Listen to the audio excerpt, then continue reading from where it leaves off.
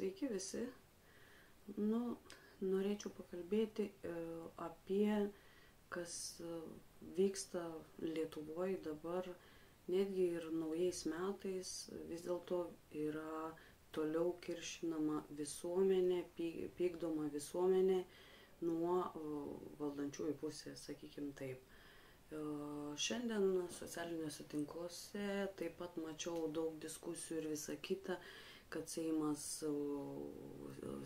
puslapis užsidėjęs ir Seimas užsidėjęs svetimą vėliavą, kad nebėra mūsų trispalvės.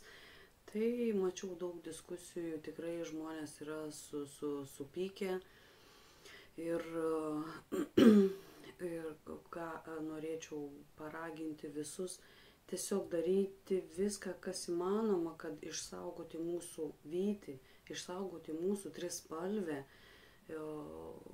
Galbūt būtų toksai būdas ar prezidentui rašyti, Seimo nariams rašyti, kas tenai žino, ar kokius kitus atstovus, tiesiog raginti rašyti elektroninius laiškus, parodyti savo nepasitenkinimą, būtent, kad per prievartą mums yra Lietuvoje, lietuviams brukama svetima atributika. Pasižiūrėkit, į ką Lietuva pavirto. Tikėjomės, kad 23 metais, dabar galbūt bus mažesnis toks supriešinimas, toks pykdymas žmonių. Bet pasirodo, kad nuo pat pirmų dienų jau prasideda vėl tos visos intrigos. Tai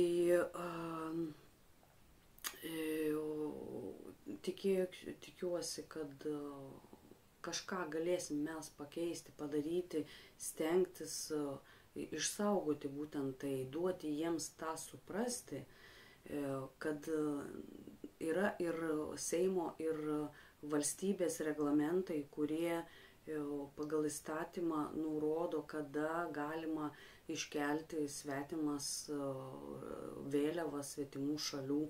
O pažiūrėkite, ką virto Lietuva.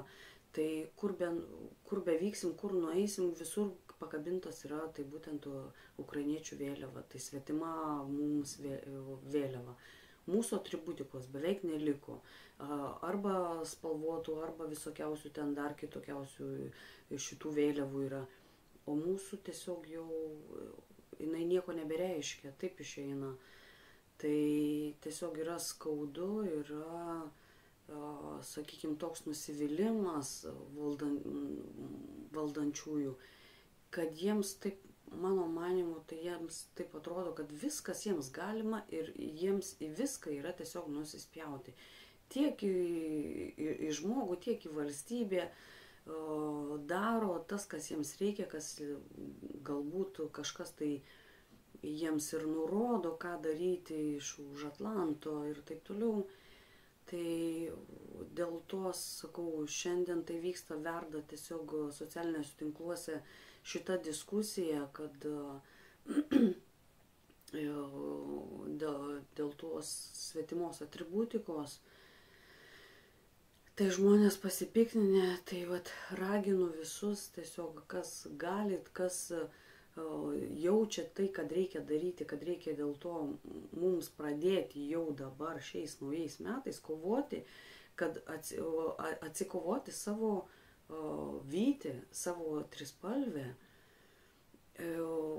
būtent, kad atvykę galbūt turistai ir ką, kad galėtų suprasti, kad čia yra Lietuva, o ne kažkokia tai Ukraina.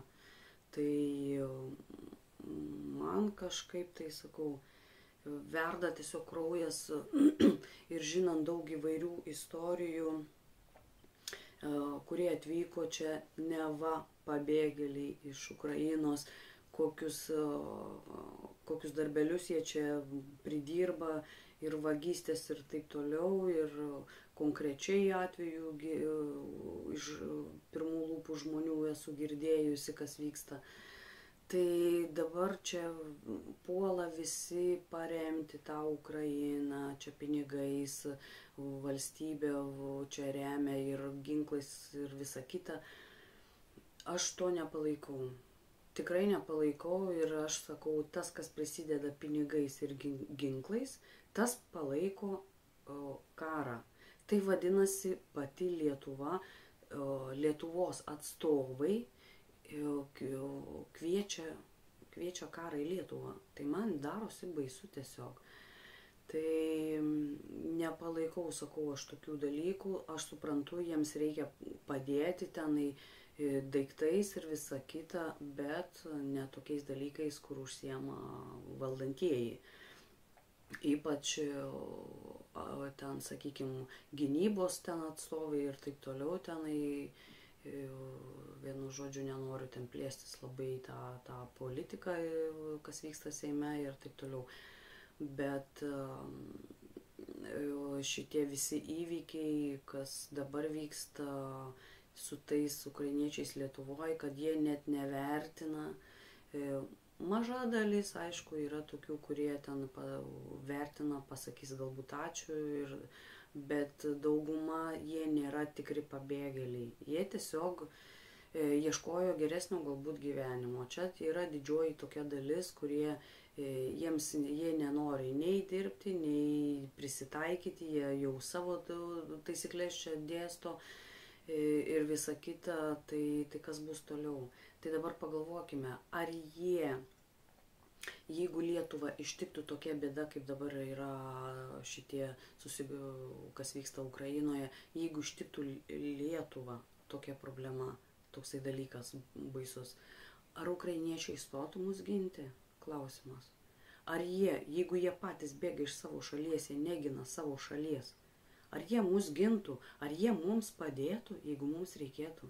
Ir tiesą sakant, jie nėra mūsų kaimynai. Baltijos šalis tai yra mūsų kaimynai, tai būtų Latviai ir Estai. Taip kad, sakau, tokie dalykai, man tiesiog norėjusi pasakyti tai, kad tikrai su ta svetima atributika, aš jau manau, kad čia jau yra peržengtos ribos. Tikrai peržengtos ribos. Kada baigsis ta psichozė lietuviams? Nustokit jūs tikėti valdančiaisiais ir žiūrėti tą dėžę, ką pasakoja. Nustokit. Pradėkit mąstyti, pradėkit galvoti savo galvą ir ieškoti alternatyvios informacijos, kur jūs per televiziją nerasit. Ieškokit internete, tikrai jos pilna yra, kas nori, tas randa, susiranda ir pradeda mąstyti savo galvą. Tai vat, norėčiau to palinkėti, to atsibudimo, prabudimo žmonėms šiais metais, kad tiesiog bet koks klausimas, bet kokia problema, ką liečia, kas liestų dar, kas bus dar ateityje, kad pradėtų galvoti savo galvą. Mąstyti, raginti kitus taip pat mąstyti. Taip, kad dėl tos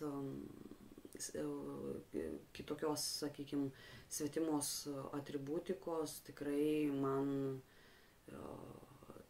tiesiog man jau, sakysiu, tikrai jau bloga darosi. Tai kiek jau bebūčiau ir patriotai, ir kiek kiti patriotai, tai tikrai žinokit, ateis toks laikas, galbūt dar neatėjo, bet ateis toks laikas, kai trūksta kantrybė visiems. Tie, kurie mąsto, tie, kurie supranta, trūksta kantrybė. Bet iki to aš manau, kad mes dar nesubrendom, nes jeigu visi tyli ir bijo, tai manau, kad kažkokiam tai sukilimui mes dar nesubrendom. Tai labai gaila, nors, sakau, nors kažką tai dabar stengtis daryti savo jėgom, kiekvienas skleisti informaciją, viešinti, vienu žodžiu, ir šviesti kitus, tai tą, ką mes galim padaryti dabar. Tai turbūt ir apie tas atributikas ir išsaugojimą savo trispalvės, tai turbūt norėjau ir tiek pasakyti. Tai kol kas tiek ir ačiū, kad žiūrėjot.